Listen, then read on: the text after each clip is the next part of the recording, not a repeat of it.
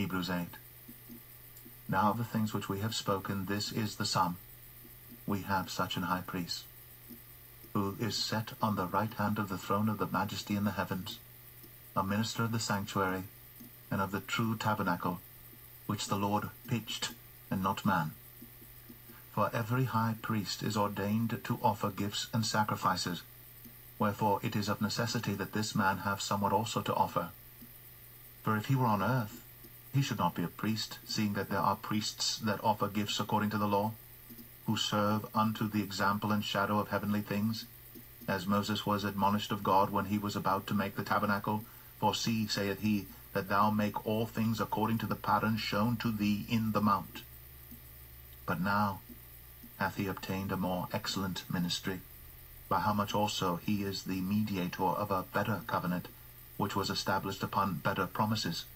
For if that first covenant had been faultless, then should no place have been sought for the second. For finding fault with them, he saith, Behold, the days come, saith the Lord, when I will make a new covenant with the house of Israel, and with the house of Judah, not according to the covenant that I made with their fathers in the day when I took them by the hand to lead them out of the land of Egypt, because they continued not in my covenant, and I regarded them not, saith the Lord.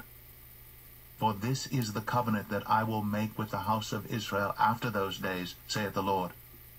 I will put my laws into their mind, and write them in their hearts, and I will be to them a God, and they shall be to me a people.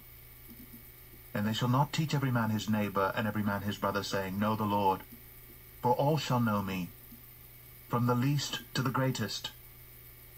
For I will be merciful to their unrighteousness, and their sins, and their iniquities will I remember no more.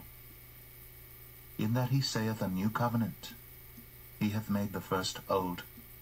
Now that which decayeth and waxeth old is ready to vanish away.